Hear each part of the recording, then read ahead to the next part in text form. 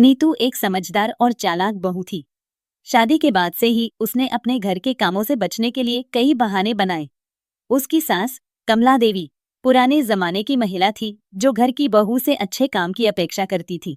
वहीं रमेश अपनी माँ का आदर करता था और चाहता था कि घर का कामकाज अच्छे से चले। लेकिन नीतू का काम से जी चुराने का सिलसिला लगातार बढ़ता जा रहा था। एक दिन कमला देवी ने नीतू को आवाज लगाई। नीतू, रसोई साफ नहीं हुई है, क्या तुमने ध्यान नहीं दिया? नीतू ने तुरंत एक नया बहाना ढूंढ लिया। माँ जी, मेरी कमर में बहुत दर्द हो रहा है, शायद कल सब्जी उठाते वक्त मुड़ गई होगी। कमला देवी ने पहली बार तो नीतू की बात पर भरोसा किया और उसे आराम करने की सलाह दी। नीतू खुश हो गई कि उसका बहाना काम कर गया। अगले दिन कमला देवी ने फिर देखा कि किचन में काम अधूरा पड़ा है, लेकिन इस बार नीतू का बहाना और भी मजेदार था। माँ जी, कल रात से पेट में अजीब सा दर्द हो रहा है, डॉक्टर ने कहा है कि ज्यादा मेहनत न करूं। नीतू का बहाना सुनकर कमला देवी परेशान हो गई, लेकिन उन्होंने फिर उसे आराम करने दिया। धीरे धीरे नीतू का यही सिलसिला चलता रहा। कभी कमर दर्द, कभी पेट दर्द, तो कभी सिर दर्द।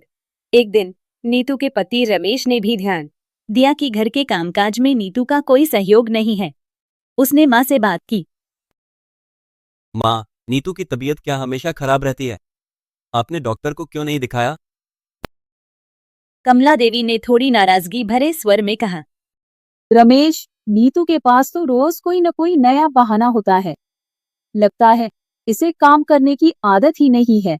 रमेश ने सोचा कि अब इस समस्या का हल निकाला जाए। उसने एक योजना बनाई।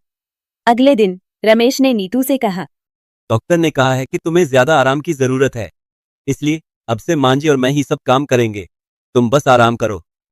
नीतू यह सुनकर थोड़ा घबरा गई, लेकिन फिर सोचा कि कुछ दिन आराम कर लेना ही सही है।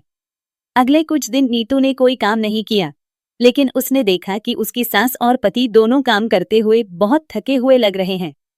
एक दिन रमेश ने जानबूझकर कमर पकड़कर दर्द का नाटक किया और कहा, नीतू, मेरी भी कमर में दर्द हो रहा है, शायद काम करते करते खिंचाव आ गया है, क्या तुम आज से थोड़ा काम संभालोगी? नीतू को अपने बहानों का अंदाजा हो गया।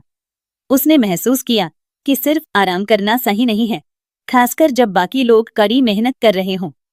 आखिरकार नीतू ने अपने सभी बहानों को छोड़ने का फैसला किया और सास के साथ मिलकर काम करने लगी।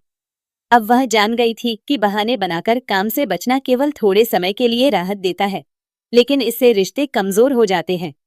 नीतू ने अपने परिवार के साथ मिलकर खुशहाल जीवन जीने का निश्चय किया और उसका यह नया निर्णय सबको खुशी दे गया। कहानी का सार यह है कि बहाने बनाकर कोई भी व्यक्ति जिम्मेदारियों से हमेशा के लिए नहीं बच सकता।